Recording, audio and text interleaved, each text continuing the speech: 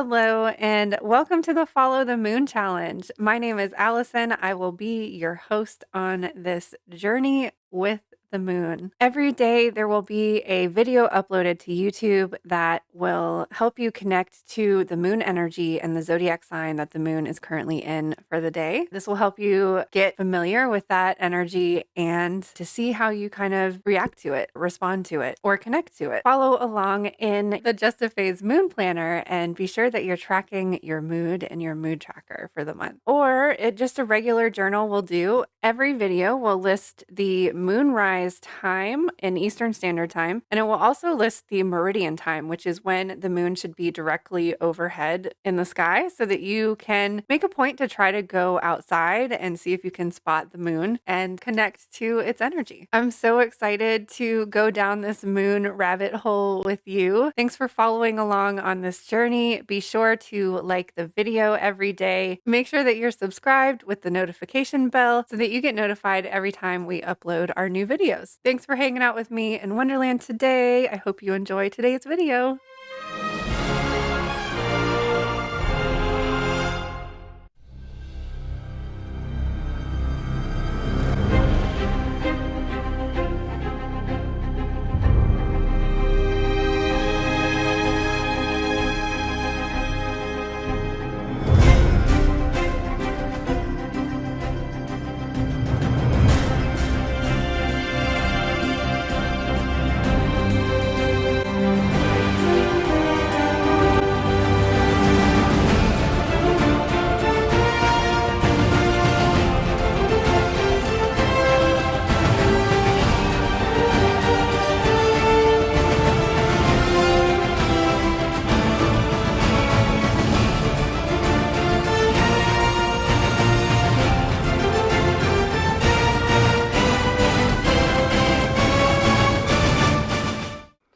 Today is day 25 of the Follow the Moon Challenge, and we have a waning crescent Sagittarius moon.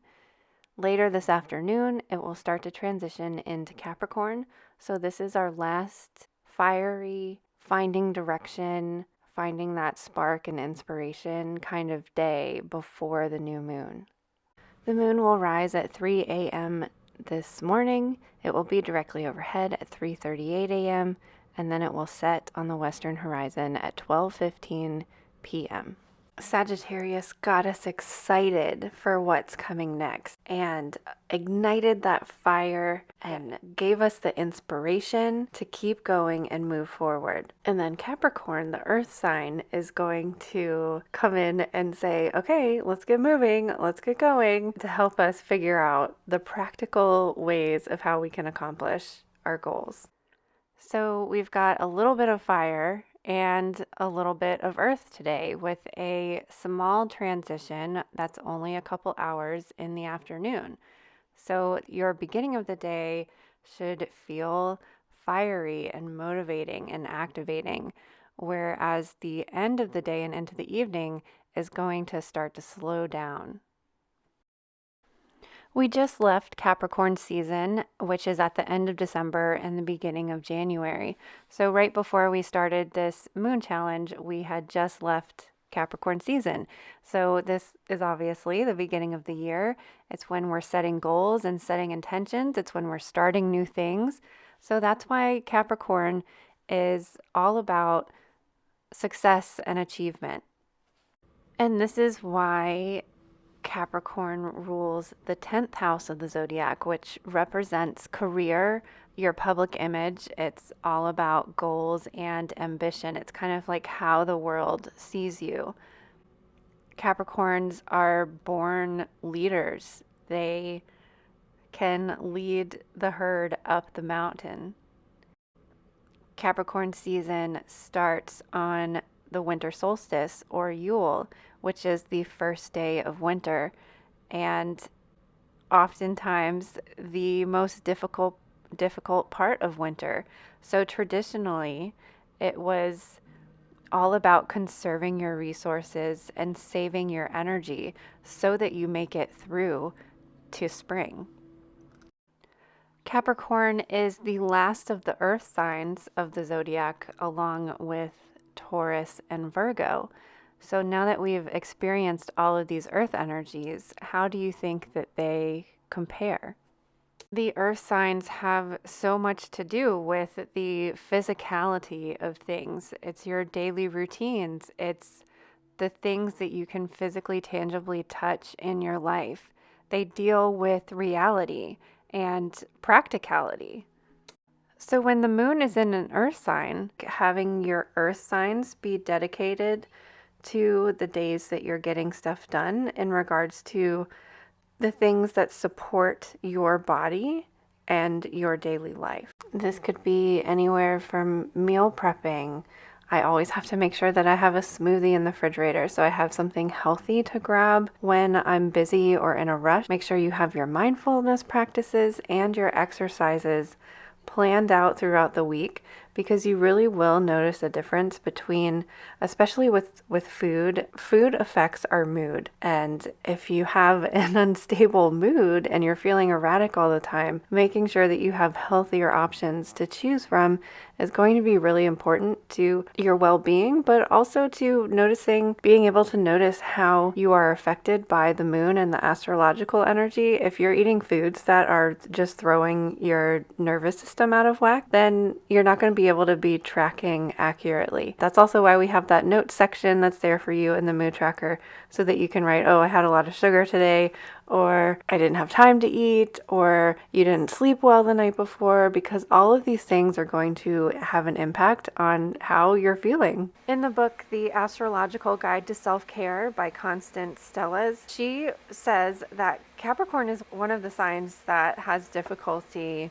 practicing self-care because they're constantly on the go and moving and trying to achieve something. So for Capricorn, she recommends to set self-care goals. That way, Capricorn is still striving to achieve something and checking and getting that satisfaction of checking it off their list when they've completed it.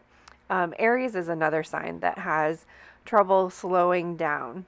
The colors that we associate with Capricorn are the exact colors that you see here. If you were to go outside and take a picture right in the middle of winter, you're going to have the blue sky and you're going to have these neutral grays and these bare trees that don't have any green or fruit on them. The lack of resources is really what gives Capricorn its drive to make it through the winter. They're able to be creative and get to that end point, or get to that light, which is the sun at the end of winter, without that many resources. We've gone through the celebrations during Capricorn season, so now we need to figure out how to get through the rest of winter months and still have food to eat and still have supplies to heat our home. So Capricorn's energy is all about determination and building and climbing and success and achievement and getting to that goal, climbing to the top of the mountain. This is a wonderful time to visualize sitting at the top of the mountain, or sitting where at the end of your goal, and have that vantage point and perspective that allows you to see, oh, what would it take? What are the steps that I need to take to get to the top of this mountain? When you're at the top, visualize you're at the top. When you look down, what are the steps? Or you could start at your goal and work your way backwards. So this is why we use the action plan in the Just a Phase Moon Planner, so that you can come up with like 3 things that you can commit to this month that are going to help you get to your goal. The mind map gives you an opportunity to just brain dump all of your ideas. Like, how can I make this happen? Like, no matter what it is, just write it down and it might inspire or spark an actual idea that might work. And this is the kind of stuff that Capricorn likes to do. They like to succeed. They like to figure out how to succeed. And they like to accomplish and complete those steps. And again, this would be a good time to look ahead at the Pisces new moon information and maybe start journaling and filling out that information there. And the reason I say that is because, like, you don't have to only do the new moon stuff on the new moon. Do it when you have energy. This planner is all about figuring out what your cycle is and how you can best get into that flow and to that rhythm.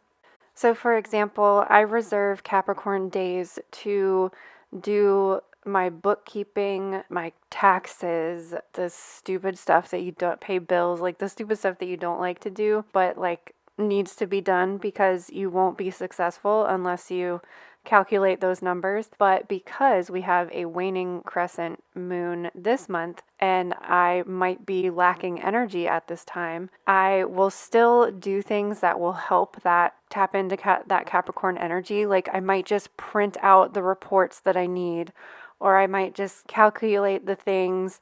That way, like that stuff is ready and done for when I do have the energy. I can just pick it up and complete that task when I have the mental capacity to do so. I highly recommend using this Capricorn energy to do the mundane tasks that you need to do, those last minute tying up the loose ends while we're still in this waning crescent moon and while we're still in this Capricorn energy. What I'm encouraging you to do is to get your mundane tasks done now while we're in Capricorn or Aquarius before we hit Pisces in the next 3 days, because a Pisces new moon is going to dive deep. It's going to have you feeling emotional, dreamy, spacey, and so you want to get those taxes done today or tomorrow and during Aquarius if you have to. But just a fair warning, from one space cadet to another, or one moon pirate to another, you want to get your mundane tasks done within the next few days. So, your Capricorn permission slip is to just keep climbing. Do those little mundane tasks that will help you on your journey. Or because Capricorn is technically the sea goat, just keep swimming. Whatever you do, whether you keep climbing or keep swimming, we'll see you here tomorrow for some more Capricorn energy.